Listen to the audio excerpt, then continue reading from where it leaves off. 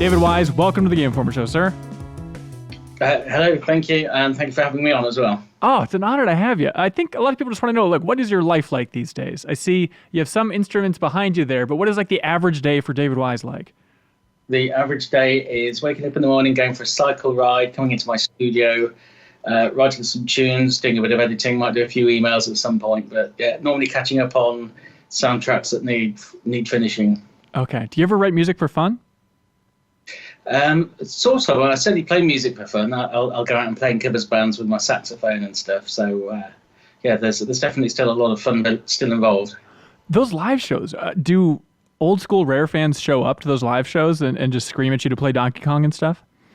The last one in Norway was just crazy. About 250 people turned up at this microbrewery and went wild. We sold, the venue sold out of all the beer where the venue was. It was quite something, really. Yeah, they just went mad for it. It was good fun. Do they heckle you? Do they make requests for certain songs from your past?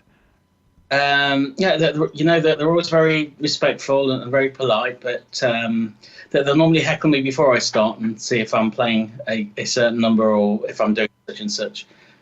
There's quite a fast back catalogue, so often it's sorry, I'm not doing that one this evening, but I normally play for around an hour, and there's things like Aquatic Ambience and Sticker Bush in there. Oh, that's so good. Are those like the top 2 most requested songs for you? Yeah, that's right. And then I'll play some ukulele and some Snake Paths from Sumo Digital as well. Yeah. Oh, that's great. Do you have a total in your mind of how many songs you've written throughout your career? It's probably not worth thinking about. What do you mean? Not many people have that number. How many? I'm sure it's in the thousands of tunes that I've written. I'm sure it must be. Yeah, Paul McCartney, who? I mean, you're dwarfing that guy. Paul McCartney writes some very good songs, isn't he? He's done quite well. In fact, I saw the film yesterday, a few days ago, and it's amazing, really good. And it just reminds you how good the Beatles songs were, just amazing. Yeah, well, someday, the sequel to Yesterday, maybe the next project is going to be people forgetting all about Super Nintendo music, and then your music can be a big part of that as they're making new games. We'll call it Tomorrow. Oh, yeah, that's smart. That's a very smart take. Yeah. Awesome. So you left Rare a long time ago, but you keep coming back, it seems like, to passion projects and kind of spiritual successors to the old Rare projects. What is that like? How is that communication channel established again and again? I left Rare 10 years ago. Obviously, we've kept in touch with each other, so it's nice to catch up with the people who used to work there and do a few things together, which is quite nice.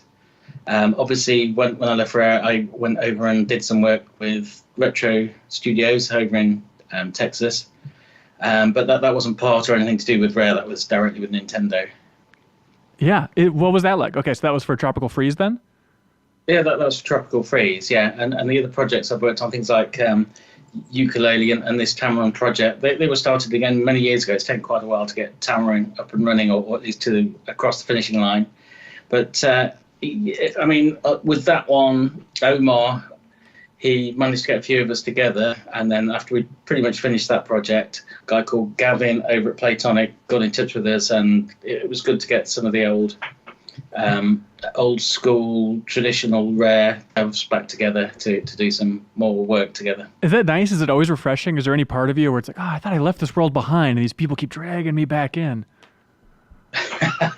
It's very kind to be asked, isn't it? It's very reassuring. So I always like to go and do stuff with people that we've worked with together before. It's very nice. It's like going home. Yeah. Okay, so this Tamarind project from Chameleon Games, do you want to just walk through your history of that project and what you're hoping to accomplish with the music here? I think it was probably about 5 years ago when Omar had contacted me. He'd certainly contacted people like Steve Mails and Kevin Bayliss and a few other people to see if they wanted to work on a Rare style game on the PS4. So it sort of all started over here in Nottingham, which is where I am. We met up at a local restaurant, had a bit of a chat, decided what we were going to do.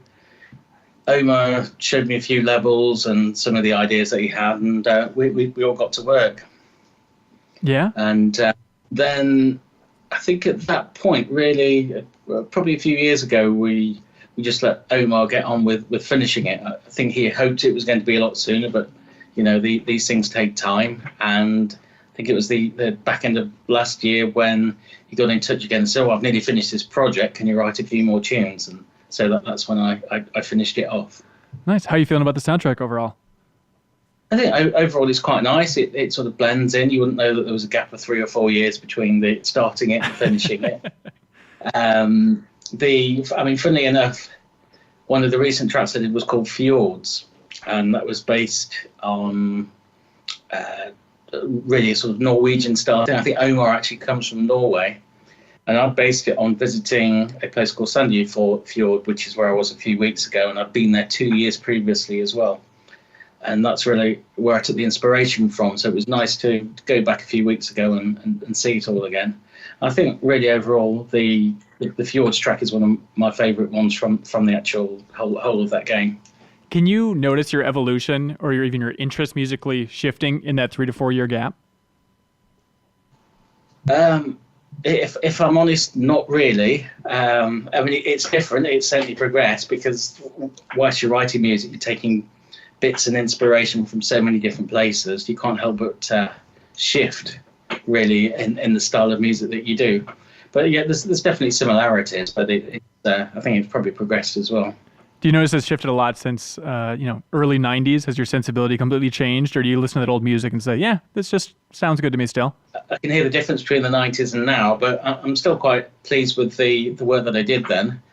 It's not vastly different. I think as long as you've got a decent tune, then it will transcend time and hopefully still be valid maybe 2 decades later if we're lucky. Yeah. Do you ever go back and listen to any of your old music for fun, or just to kind of refresh your memory a little bit?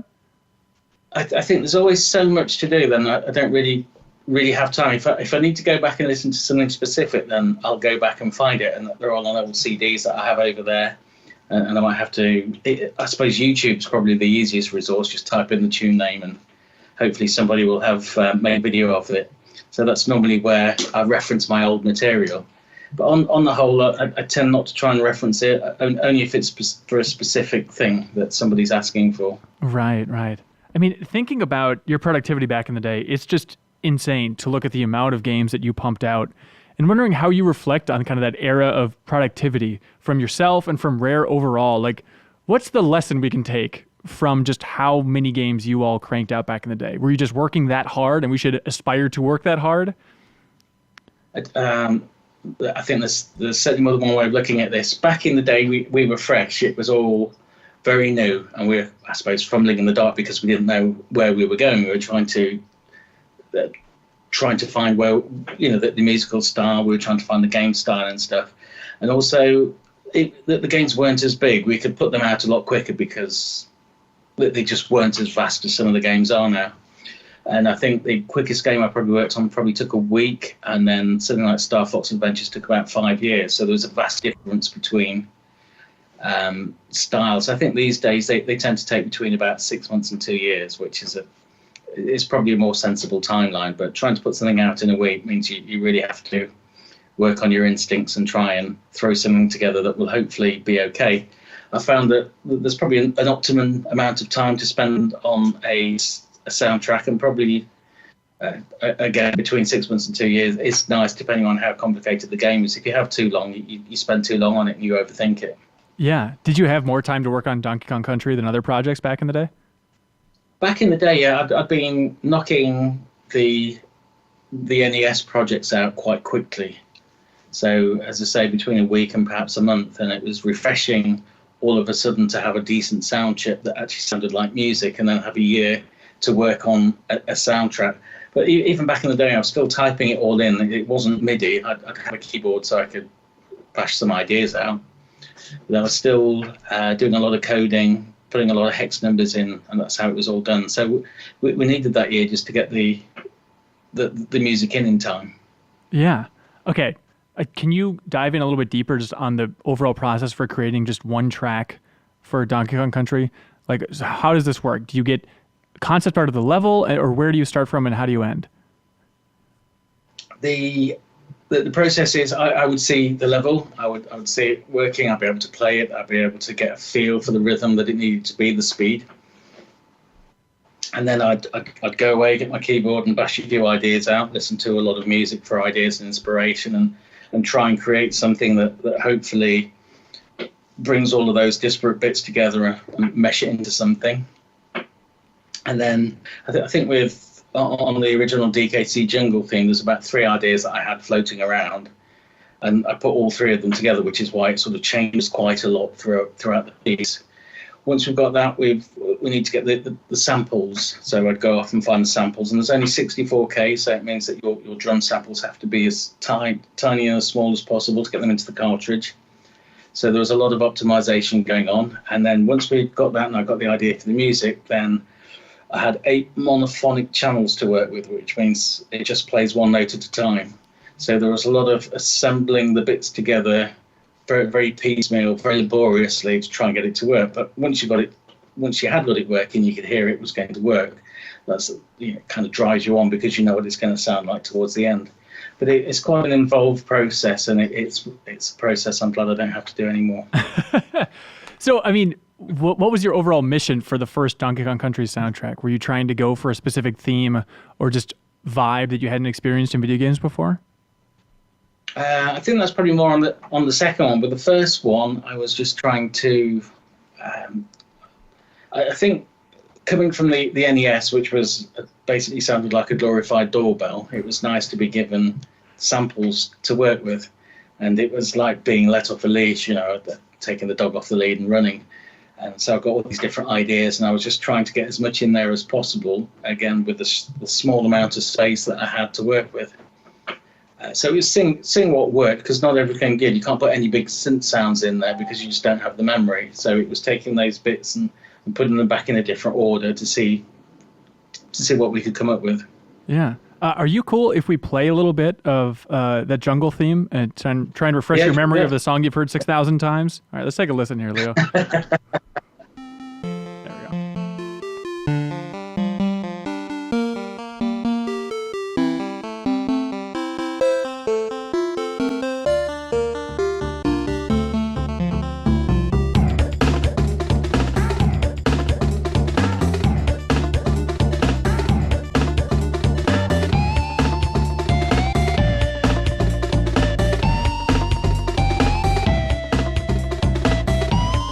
So that transition, or like when the beat drops, the Donkey Kong beat drops there, that's what you're talking about, of like stitching different versions together here?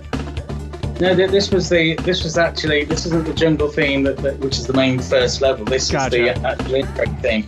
This one came along a lot later in the project, probably towards the end of the project. And it's basically a play on taking the original theme that Nintendo had written and adding a bit on, rearranging it.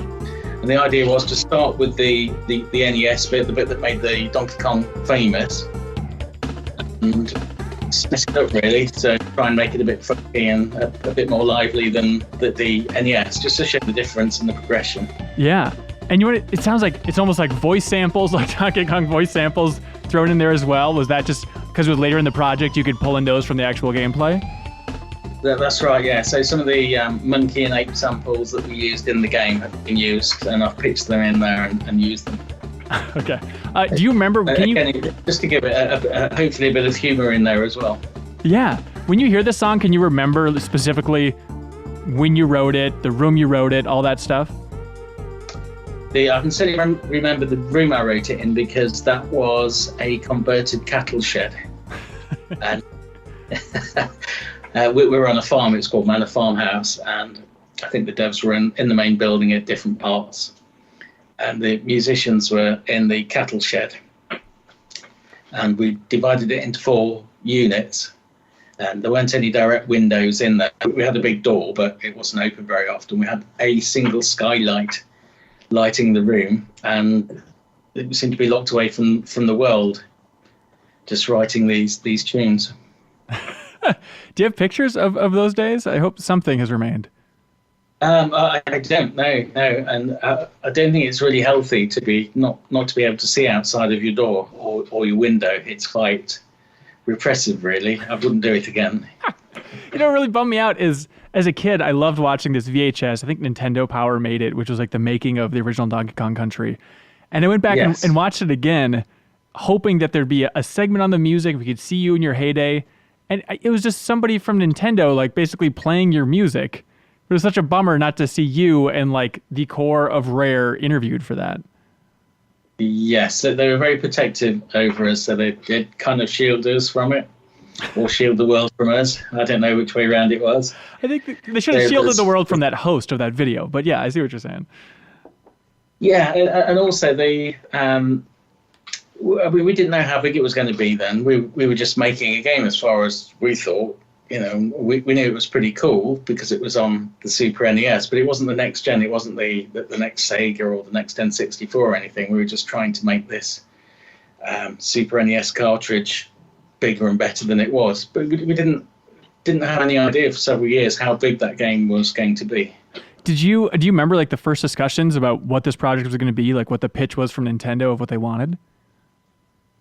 I think it wasn't like a big discussion where we all sat down and this is what it's going to be. It kind of morphed into it, where we'd been showing Nintendo the 3D renders and the advanced computer graphics, as they called it, the ACM software, where they were taking pre-rendered graphics and making them work, and everything suddenly looked as though they could pick it up and take it out of the screen. It looked quite good, and it morphed there, really. You could see the difference between the graphics. Then they looked a whole lot better. And I think as a music department, we decided that we needed to make the music that we were making to be on par as best we could with these new advanced graphics. Yeah, that's wild. Do you have a favorite track from the Donkey Kong Country series that you want to dive into and tear apart a little bit here? I think my favorite one on DKC1 was the Aquatic Ambience. And what I'd done, I had this synth called a Korg Wave Station, and it used very small waveforms, which was handy because we didn't have much memory on the Super NES, and they didn't have resonant filters or anything on the first Wave Station.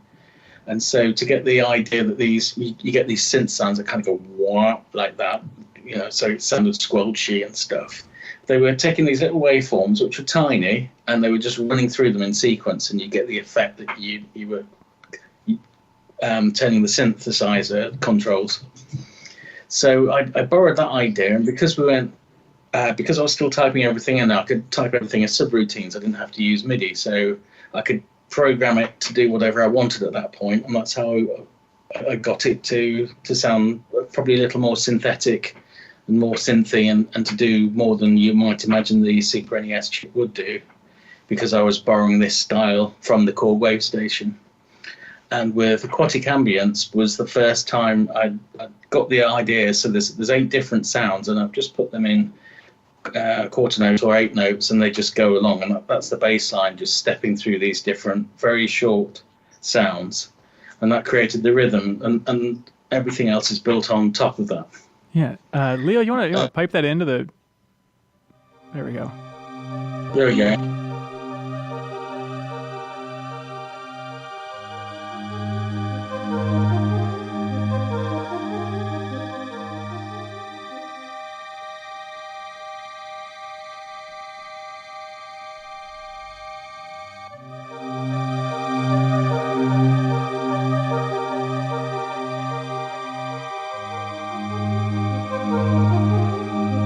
Do you remember playing this for the developers at the time, and any initial reactions? I do. I wondered whether they'd like it.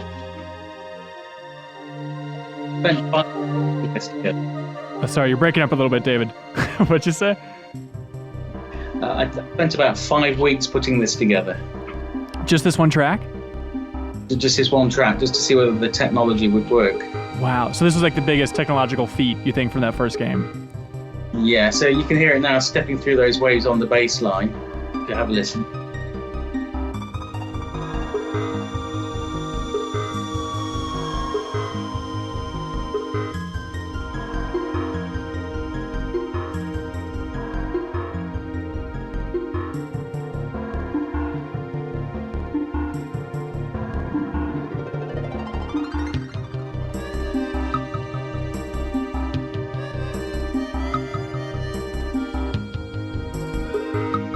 And so that's the saxophone part that you play now? Yeah, absolutely, yeah. It sounds more to me, I don't have it around, I don't, or do I? No, I don't. It sounds more like melodica. Gotcha. and sometimes I do play it on the melodica, but it just sounds more musical on the saxophone. Yeah, absolutely. What were your main inspirations back then for the first Donkey Kong Country? Who were you listening to a lot? Who were you pulling from in your mind? I think there were, because I decided, again, using those single cycle waveforms and being able to make it sound synthetic, I was listening to a lot of Vangelis, a lot of Jean-Michel Jarre, a lot of Gary Newman, these big synth artists at the time, and I could almost try and recreate that. And it was, again, the technical challenges of trying to take something that somebody had spent a lot of money on and get it into the SNES using almost nothing was quite a driving force with some of the compositions, just trying to make it sound bigger than a Super NES. Yeah, it's interesting you talk about like the synth inspirations and making it more synthetic. I think a lot of people think of the Donkey Kong Country soundtrack and think it sounds so natural, like trying to bring in bongos and more of a natural kind of natural vibe overall to the Super Nintendo, which was different than a lot of other games they'd heard. Yeah, I've always been drawn to African and Latin American percussion and things like bongos, congas, shakers, that kind of stuff. And I just find it a bit more interesting than just having a drum kit. I like drum kits, and it's nice to have a great drum kit game, but it's nice to enhance it with percussion. I think that comes from, I used to work in a music shop before I worked for Rare, and we had these early drum machines. There was the 707, and I also had the 727, which had the percussion. And the 707 sounded great, which was the drum kit, and the percussion was a bit disappointing. But then when you played them both together, it was absolutely awesome. So from an early sort of perspective, I'd had this idea that getting the drum kit and adding the percussion really adds something. So that's really where all the percussion was, because I just like listening to percussion with drum kits. So there was a lot of percussion. Yeah, that's nice. Can we pop in to Gangplank Galleon, Leo?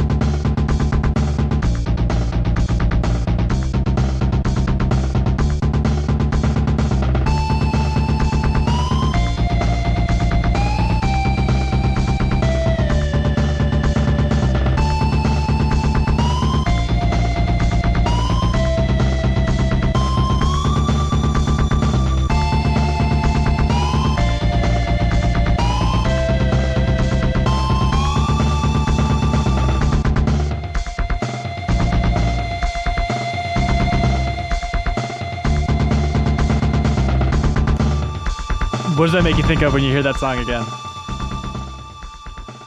It makes me think of Iron Maiden.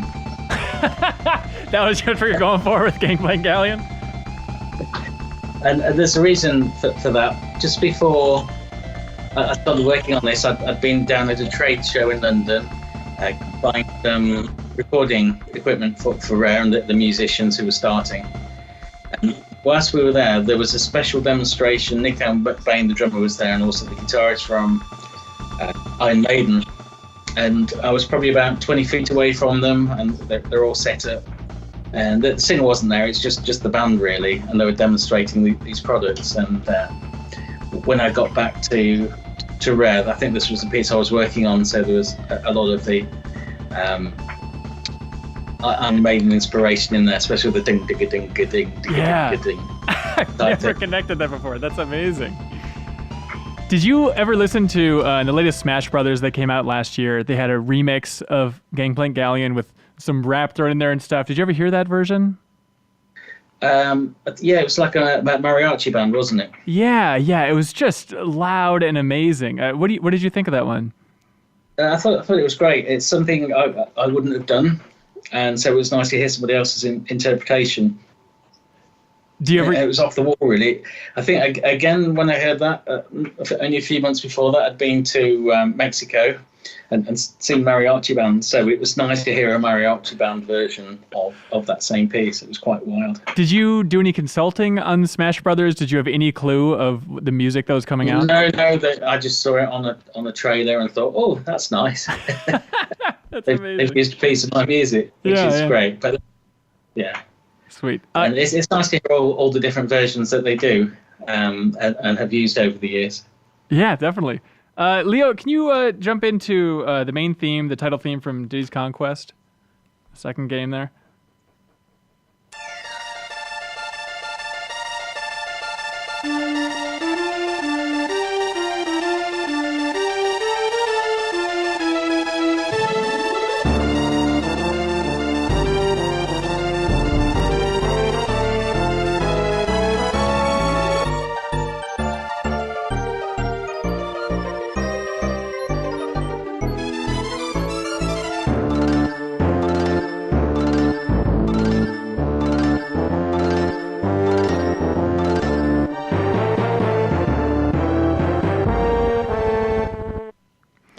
What does it make you think of? Sorry? I said, what does that make you think of hearing that one again? That makes me think of Russian composers. Russian composers? But by this time I was very much influenced by Prokofiev and Tchaikovsky. And I was also listening to a lot of Mccartney as well. I don't know why, it's just where I was at the time. That's what I was listening to. And thinking, when it comes to composers, those three composers just really knew how to use the orchestra to get different textures, different dynamics, and really pull emotions. I thought, that's amazing. And I was trying to get some of that into the whole of the DKC2 scoring as well, because it was darker, it was a darker game. It kind of fitted well with what they were doing. So that's kind of what I'm thinking of and remembering listening to so much Prokofiev, and I can't even pronounce his name, sorry, Prokofiev. And Tchaikovsky. They're both amazing composers. And Mccartney as well. He was another one who was very influential at the time. Oh, that's nice. And so that's what it. And also, the way that they're using stuff, it's really quite good. And again, we've done the stuff with the first game, and on this second game, it was trying to make it sound orchestral. And when you've only got like 64K of memory, to be able to get anything that even remotely sounds orchestral was quite an achievement. It was just where I was, and I was quite happy with the result. I used to love that main theme so much. I remember just blasting it on a friend's Game Boy and like holding it up to my ear just over and over again. And also, I was in love with the movie Hook at the time, and like the main theme of Hook has a lot of similarities to that. Does that get brought up a lot to you? It does, and again, the main theme of Hook has referenced some of the same composers I was listening to as well. Oh, so it was. It was interesting to hear that in the 12/8 thing with the da-da-da-da-da strings. So I've used something similar, and but the orchestration or the main thing were definitely Prokofiev, and the way he uses his trombones and blasts it through, and again Mccartney as well. Where you've got that really big melody, the brass. Oh, that's interesting. So even though there's like the pirate ship connection and sense of adventure and all that stuff, you just saw it as a coincidence that also John Williams was pulling from the same Russian ancestry? I'm not sure. He was certainly using similar voicings to the Russian composers, so it was nice to hear it. And again, with it being Hook, it kind of had the same kind of vibe. And there's a lot of, it goes back to the Gangplank Galleon, where it's also 12/8. It's kind of hooks in with that. No pun intended. But I was listening to a lot of nautical themes, and they do tend to be in 12/8. Okay, interesting. Can we listen to Lockjaw's Saga a little bit, Leo?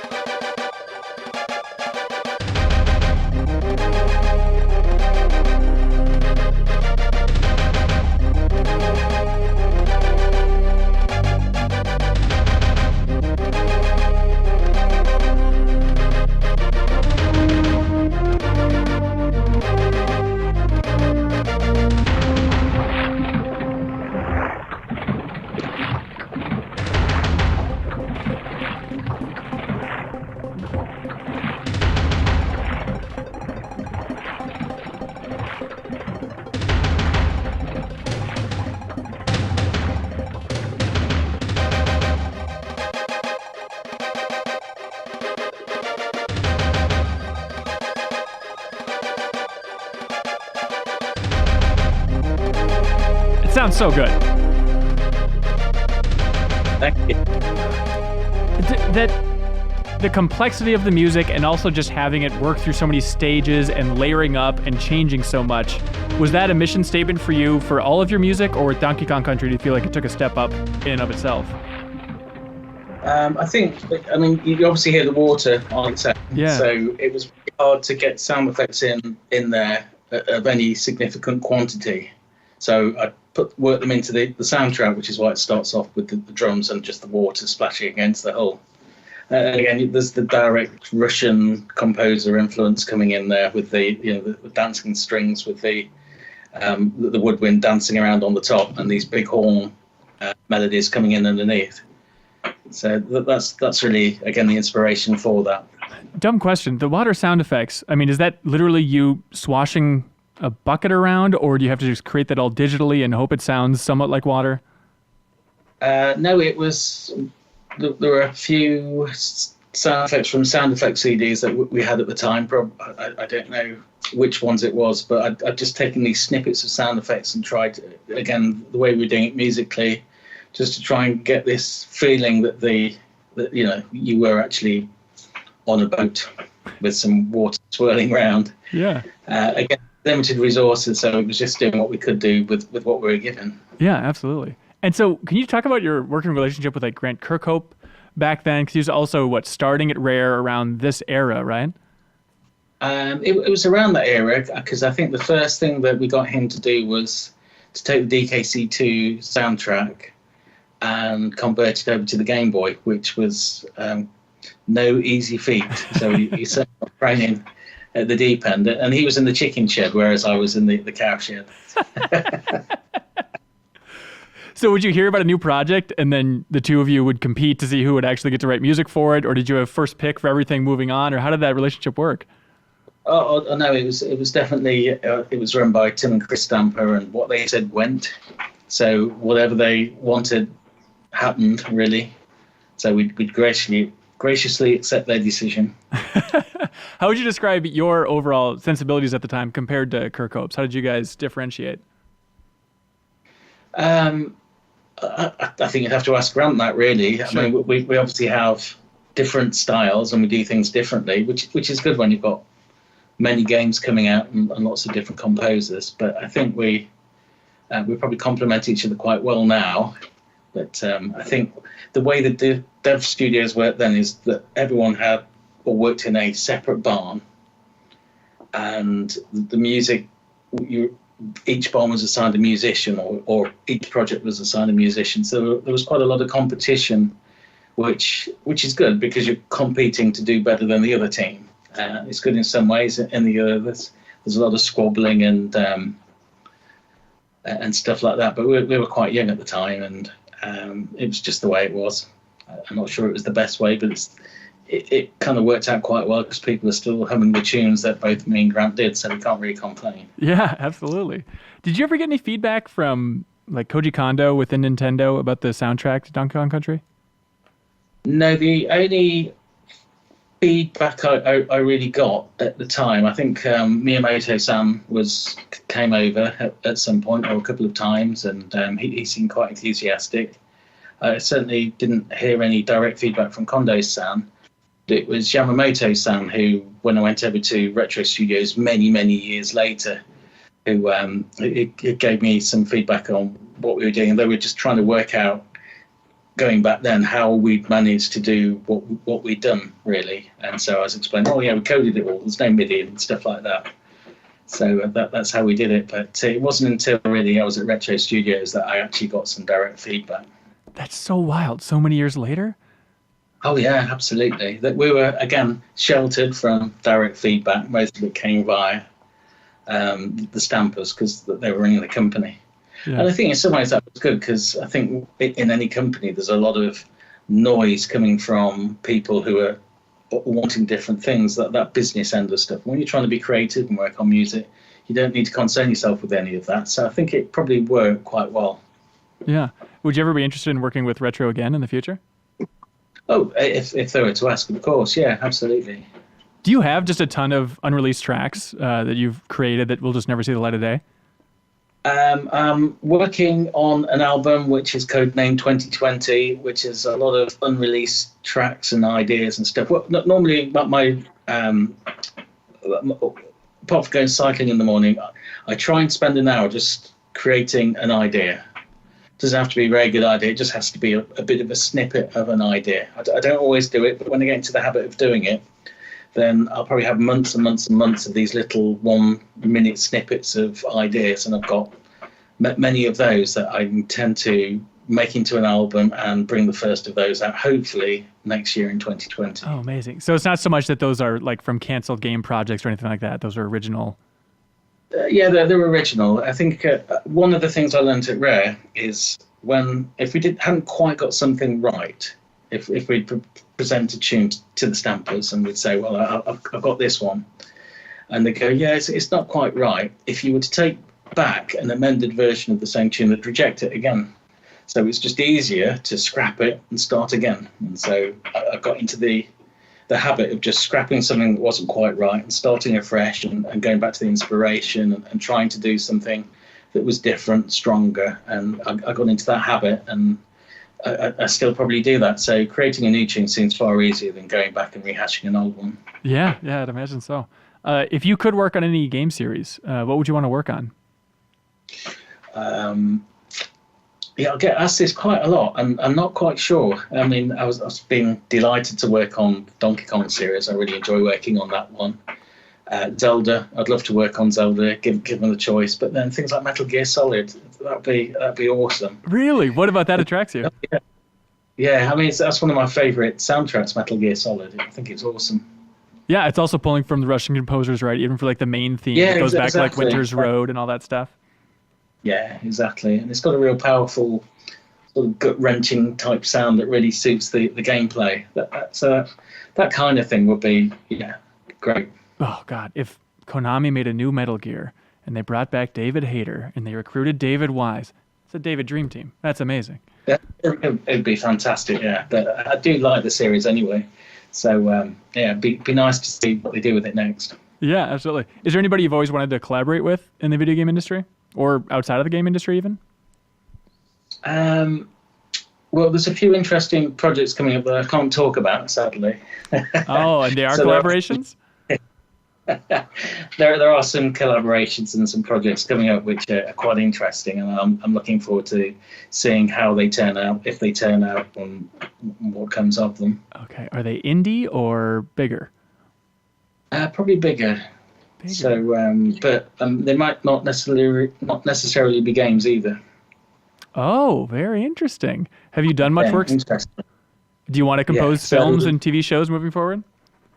It's different. I can't give anything away because I'm sworn to secrecy. But there's a few different types of media I've been working with. So I'm looking forward to seeing the final result of those.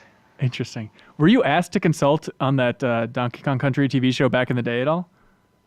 No, not at all. No. Not that I remember. I can remember being asked to deliver all of my tracks and give them over so that they could listen to them as reference.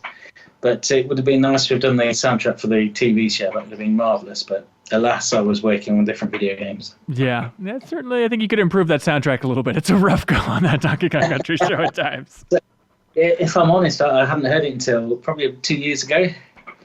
Oh, really? Just because I got round to it and I'd seen it on YouTube, and I thought, that could have done with a bit more pizzazz.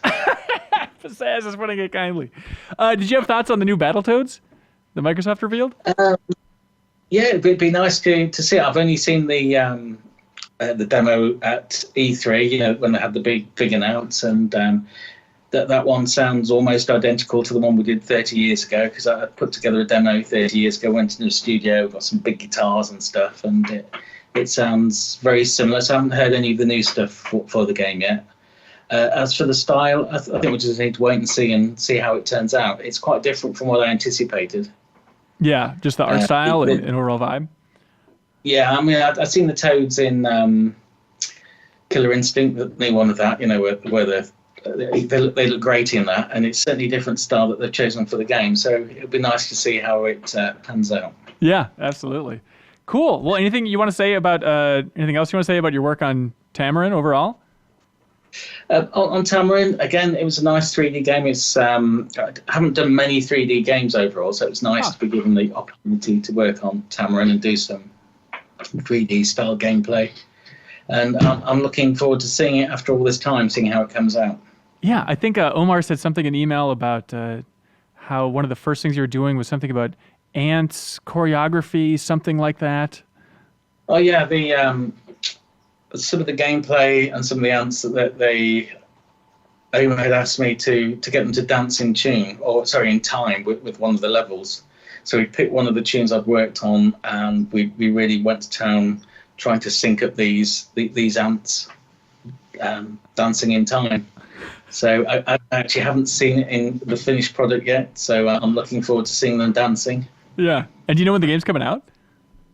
I've got no idea. I think it's later on this year, September, October time, I hope. Okay. Yeah, I think Steam says summer 2019, but that could very well be a September thing. Okay, so I'd imagine people listening or watching this interview, they might be a little bit inspired to go listen to some of your past work. Is there a certain track that you're most proud of? Anything you'd want to point them towards? Maybe something a little more below the radar? I think that the soundtrack I'm most proud of overall is the whole of Tropical Freeze. It was very nice to come back to the series, and I certainly went for it again, but I had the freedom of using large computers, lots of VST instruments, lots of live instruments, and so again it was almost like going from the NES to the Super NES. It was like being given this freedom. Well, you can do what you want now, David, get on with it. So I think the whole of it, I do listen to that. That's probably one soundtrack I do listen to and think, oh yeah, that kind of worked. Oh, that's amazing. Is there one track in particular we could dissect a little bit here? There is, but the trouble is, everything, the name I've given a track has a different name in the actual game. So perhaps you could read a few of the track names off. I might be able to tell you. Okay, Leo in the booth. If you could read off every track title for Tropical Freeze, please. Yeah. Mangrove Cove. Shipwreck Shore. No. Canopy Chaos. Oh, Seashore War. That's it. Seashore War. That's my favorite. Okay, let's see. Seashore War. Coming up. Thanks, DJ Leo. You're the best, man.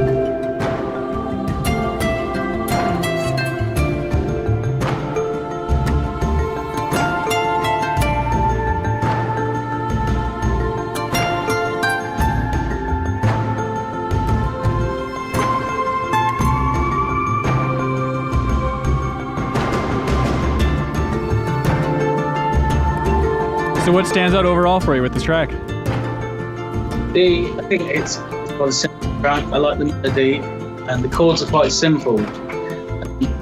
Some of them are quite off-key on purpose with the high notes. They don't quite fit, and that discord and anxiousness that you get with some of the chords going through. So overall, it sounds quite laid back, but there's that kind of tension that's building all the time. And I like the textures that are going on.